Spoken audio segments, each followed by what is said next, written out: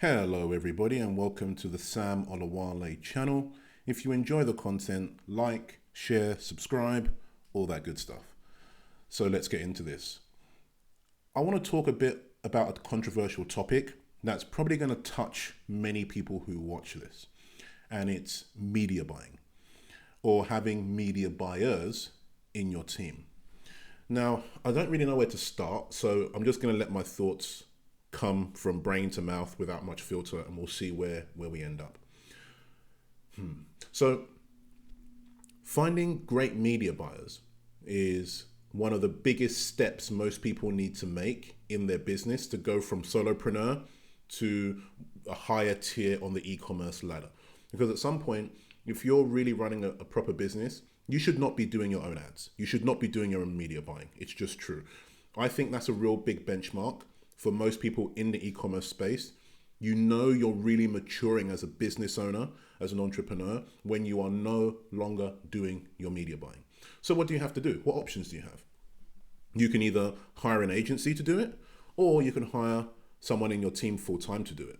Now, this is where the controversy comes in. And the controversy is happening because the whole e-commerce space, especially the job role, let's say, of a media buyer, is very new.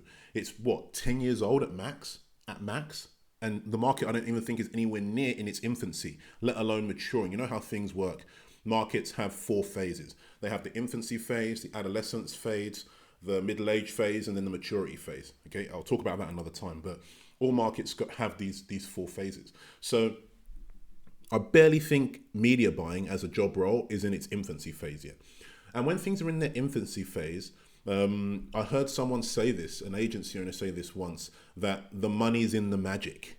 Like the fact that it's very opaque and murky, the agency owner was smiling, as if like I can charge whatever I want because people don't know about this. They think it's magic when really it's really like benign, simple, very low bandwidth execution of things. But just because people aren't educated, they think it's magic. And that really got to me. When agency owners behave like that, it's like you're never going to build a proper agency if you think the money's in the magic.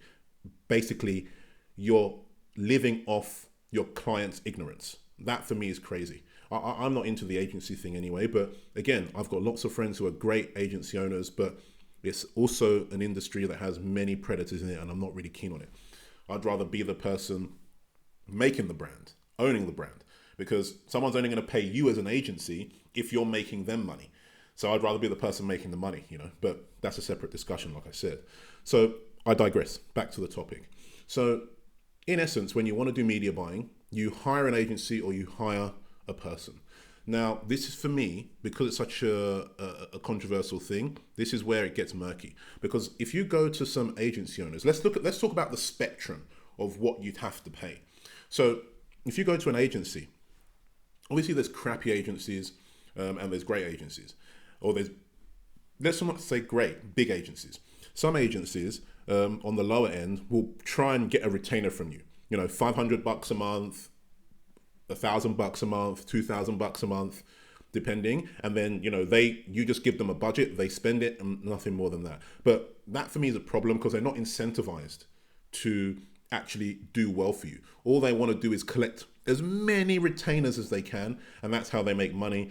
They'll then probably hire an Indian or a Filipino, very low wages, in order to run your account. So this is the business model. I've seen it over and over and over again.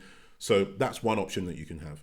The next option you can have on the other end of the scale for a media buyer agency is for them to come in and say, look, we're a top agency. We do really, really well. Here's our results.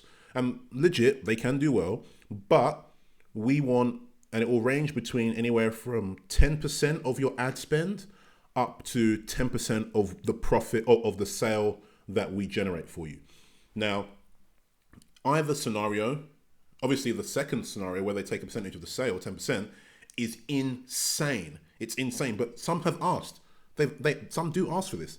And then on the lower end of the scale, people will ask for 10%. Some might go down to like 7 or 8% of the ad spend. So what does that mean?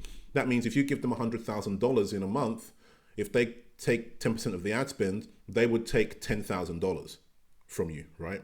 So you would spend 100,000, they would take 10,000. So really you're spending 110,000. Or some do the calculation where you spend 100,000, they take 10,000, so they spend 90,000 for you. However it works, right? You kind of get the gist. And then with most of them, they'll be promising you, in upwards of 2 ROAS plus. 2 to 2.5 ROAS is what they'll be telling you they can achieve on your account overall. Not just from the ads, because they tell you, and it's true that there's going to be ads running and sales will come that aren't attributed to ads, but because of how it works, yada, yada, yada. So they'll try and generate or get the commission based on the total sales of your Google Analytics versus just the ad account. And they'll be looking to tell you it's going to be around 2.5 ROAS, right? So, or 2 to 2.5 ROAS. So when you're looking at that, if you just look at the structure of it, if you have a great business and you're making your own products, or let's say you found a good product that you're drop shipping that has the margin, most people in this business, if you're running at a 2 to 2.5 ROAS, you're looking to make anywhere from 20 to 30% net, right, on your money. So that's after you've paid for the product, paid for the shipping, paid for the ad spend, minus your fixed costs like your staff and things like that, put that aside. But the core things you're spending on, net, you're looking at a 2 to 2.5 ROAS, depending on how much your cost of goods is and how much you multiply from that. You're probably looking at around about 20 to 30% net profit, right? Now, let's just look at this. If the marketing agency are telling you they want 10% of your ad spend on a $100,000 spend, let's do the maths. So $100,000 times, let's even make it high. Let's make it 2.5 ROAS. This is the highest, let's say, on our little game we're playing. So let's give them a 2.5 ROAS. So that's $250,000 in sales, right? From that, after you pay for your ad spend and all of that, you're going to keep, let's say, 30%. So 30% of 250K, well, 10% of it is 25K, times 3 equals 75,000. So you get 75,000. The other agency will take 10,000. So from that, just a rough estimation in my head, you're looking at giving them around 15 to 16% of your net profit at 2.5% ROAS, which isn't terrible. It's not terrible, but considering, again, you're the one who has found the product, made all the content, made the website, optimize this, optimize that, and all the risk is yours. You're the one putting all the money up. What they're doing is, yes, using their brain and things like this, but really they're just clicking through ads and setting up ad sets and then managing it on an ongoing basis. So that's at the lowest end of the scale for a decent agency. But even I think that's a huge amount, right? Because I'm going to give you another scenario in a second. When you look at the other way, where most people are batting, let's say they're taking 10% of your sales. Instead of now taking 10 grand as a fee in that example, you do 250,000 in sales from a 2.5 ROAS of 100K spend. Now they're looking to take 25,000 instead of 10,000, right? And then when you're making 75,000 in profit, net at a 2.5 ROAS, if they take 25,000, they're taking 33% of your profit. 33% just for running ads. Like for me as a business owner, and I think maybe because I build brands and we invent products from scratch and we have a product design team and all of this, for me, that's insane. I'm hiring all these amazing people and they're amazing, right? In product design, email marketing, branding, messaging, video creation, content creation. All of these people are on full-time salaries, plus bonuses. They're doing all the work to build the brand up to where it is. And then an agency comes in and tells me, hey, Sammy, I'm taking 10% of your sales for me running ads for you. And then that person palms it out to other people. Like, that doesn't work for me. Like, in no universe does that make sense to me. So what you can also do then, if you don't go down the agency route, which, okay, if they're taking 10% of ad spend and they have a really good ROAS at 2.5 plus, it's okay. If their ROAS is at 2 in that scenario, okay, then your margin in that same scenario is 100K spend, 200,000 in sales. Your net is probably going to be around 20%, let's say. So that means you're taking 40,000 in net profit, and then the agency is taking 10,000 from that spend. Then they're taking 25% of your profit. And that's a more likely scenario as an agency. So whichever way you spin it, the agency is probably on average going to be taking, for most of you, 20 to 30% of your profit, which for me is insane. It's insane for someone to come along at the end, after all the work is done, after the product is found, the content is made, all of this, to then take 20 to 30% of your profit. Yeah, 0121, do one. Yeah, no way is that happening for me. So maybe because when people first started this industry, drop shipping was a thing, right? And it was really hard to compete and sell products that everyone else is selling. So you did really need a really, really good media buying strategy or media buying team who knew how to outwit the competition, right? I get that. But now, with more and more people moving away from drop shipping and building their own brands, if you're building your own brand, you should no way be paying an agency money percentage-wise to do your ads, in my opinion. That's just my opinion. I'm not saying I'm judge, jury, and execution here, but that's just my opinion. On the flip side, you can hire someone. And this also gets very funny, because when you try and hire a great media buyer, especially, and let's not get it twisted, right? Let's be honest.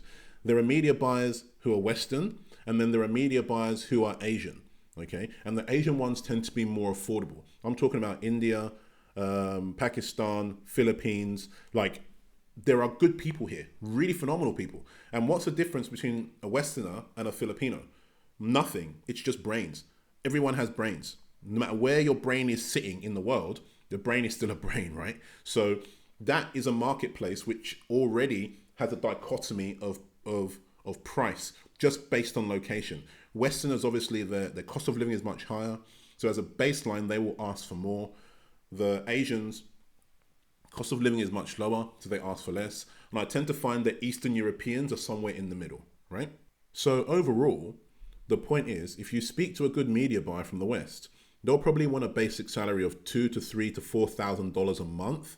Plus, they tend to say they would want anywhere from 1% to 3% of the net sales they generate for you. This is what I've been experiencing and other friends of mine experience.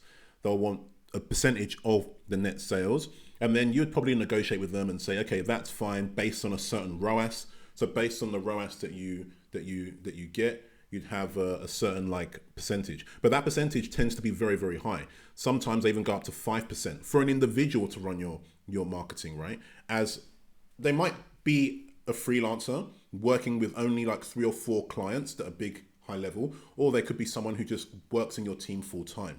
So they could ask for a basic salary and maybe 3 points from what they sell, but then some of them will say no basic salary, but I want 5%, 4%, 5% from what I help you sell. Again, when you break down those numbers, when you have a team of people, an army of people, I've got 20 people in my team, right? And I've got, like I said, branding, creatives, video, product design. How can I justify to these people who wake up day in, day out, giving their absolute all for my business, for our business? It's because I make them basically partners in the business, in essence. So it's all of our business. It's our baby, right?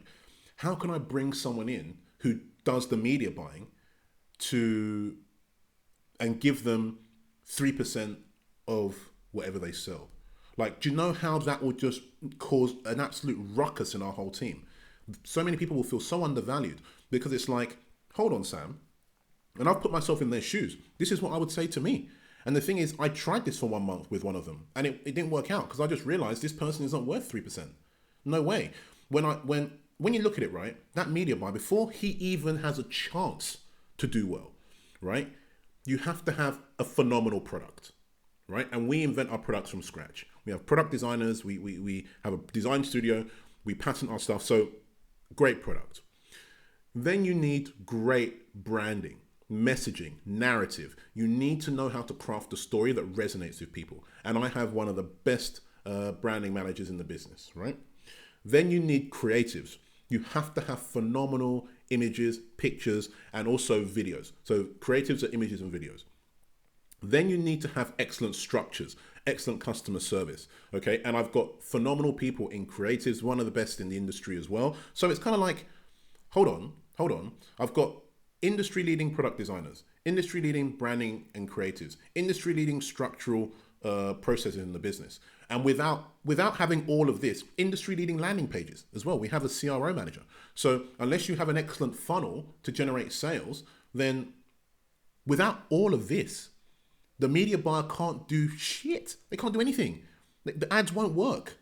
It doesn't matter if you can come in on your high horse, and they tend to do so. They come in on their high horse. I am media buyer and I want 3% because I'm going to generate all the sales. No, you're not. No, you're not. No, you are not. What you're doing is taking all the work from everybody else in the business who has done exceptionally high level work for what they do. And without them, you wouldn't be able to do what you do. So their job is more fundamental than your job. But yet somehow I should give you 3%. Because if you're asking for 3%, then they also can ask for 3%, right? And by the time I give 3% to everybody, all my profit is gone. All my profit is gone. And I'm the business owner taking all the risk. So if it's not right for my creative director to be like, every sale I want 3%, then why on earth should the media buyer get that on his high horse or her high horse? Yes, there's a thing to be said that the media buyer is responsible for the money, and that comes with some sort of premium, granted, but not 3%, not 5%. And if you're talking about an agency taking 10% of my sales, are you crazy? Are you crazy? What planet is this okay? So now I've ranted. I want to give you a little experiment that we've been using, and it's working an absolute treat. And hopefully we can pioneer. And because it's not people's fault, I suppose. If people are willing to pay, is it your fault for buying the lie, or is it your fault for selling the lie? Right? Sorry, is it your fault for buying the lie, or is it their fault for selling you the lie? You really have to take responsibility yourself if you're paying exorbitant fees. So we have a new way of doing things, and it's the following. I have a marketing manager who manages all the media buyers. I have a creative director who manages the graphics and the video people, right? And I have a branding manager who manages the CRO, the customer service, and the general copywriters and narrative of the business. So I call it the trifecta, these three core individuals. And what I do is I just mentor them. And what they do every day is they come together at the start of every day for like half an hour to an hour, and they basically just look at the ads, look at the funnels. We have heat maps and everything. And everyone just analyzes, okay, look at what people are doing on the website here. Look at what's happening in the email flows, in the add to carts. Look at the different landing pages and the different, because we always use funnels, right? We have like so many funnels in our business. Selling the same product, we'll test like 10 different funnels. So they're always every day tweaking the funnels, tweaking the ads, because the ads need to match the funnels. Everything must be congruent. So the head of media, head of creative, head of branding, they come together, they analyze the data every single day. They analyze the results, and then they all go off and deploy what they decide in that meeting as action plans. And everyone comes back, integrates the next action plan, and then look at the results again. And they're doing this on a continual basis. And what we do is we pay everybody evenly. Okay, so we have the marketing team, the creative team, and the branding team. And everybody gets a percentage of the sales. Granted, the media buying team get a slightly higher percentage because they're managing the money, so there's a premium on that. But it's no way out of whack where one person is coming in and taking 10% of the ad spend, or 10% of the sale, or 3% of the ad spend, or 5%, or 3% of the sale, or 5% of the sale. Nothing like that. It's that the media buyers earn roughly 30% more, depending on the ROAS they achieve. They earn between 30 to, well, if they get really high ROAS, up to 50% more than everybody else. But on average, it's around 30% more that the media buyers earn compared to the other people in the team. And we pay according to teams. So let me give you an example, right? So let's say in a quarter we do 5 million in sales for a brand, okay? From that 5 million in sales, let's say our profit margin on this, because obviously we have inventory and things like this, is 20%. So in a quarter, for example, for one brand, let's say we make $1 million in profit. From that $1 million in profit, we would give each team, and I'm not going to give you the exact numbers because I don't want to give away all all the juicy secrets. But let's just say in this example, to keep it simple for everybody, let's say we give everybody 1%, okay, in those teams. So from that $1,000,000, okay, but at the end of the quarter, the branding team would get 10 grand, the creative team would get 10 grand, and the media buying team would get 10 grand. This is in bonuses, separate from their basic salaries, which are very, very high as well. Because obviously you need to have high quality people. The leaders of each one of those trifectas gets a very high basic salary. And then underneath them each, they each have on average around 3 to 5 people underneath them that they're leading. We don't call people managers, we call them leaders. So each leader has like 3 to 5 people underneath them and growing. Our team is growing quite rapidly. So the leaders get high basic salaries. The people that they're leading also have good salaries. And then from that, let's say in that example of 1 million in profit, 1% goes to the team to make it simple. We actually pay more than this, but just to keep it simple for these numbers, 10 grand, 10 grand, 10 grand, let's say, as bonuses. Then off the back of that, the leader would probably end up taking, it depends, we have a discussion at the end of each quarter. We're very transparent in our business. Everybody knows exactly what everyone makes, what the company makes in profit. We're very transparent. So then from there, we'll have a discussion, see who in their teams should be splitting that 10,000. Let's say in the branding team, right? Let's say she has, let's say 3 people in her team, 4 people in her team. Okay, Sam, from this 10 grand, I think it's fair if I give 1,000 to this person, 1,000 to this person, 1,000 to this person as bonuses. And then the leader will keep probably on average 50 to 60% of the bonus because they're the one taking the responsibility. They're the orchestrator, so they should get the most. So that's how it works in our business. And then the media buying team get more than this based on obviously the ROAS numbers that are here. So we pay more than this, but in essence, this is how we run the business. The numbers aren't too far off from what I've just said, but we have different incentive schemes, and this is just for one brand. So, and these people are managing multiple brands. So you can see how at the end of the quarter, just imagine the number I just said, multiply that by 4 brands. At the end of the quarter, these people are getting paid serious coin for what they do.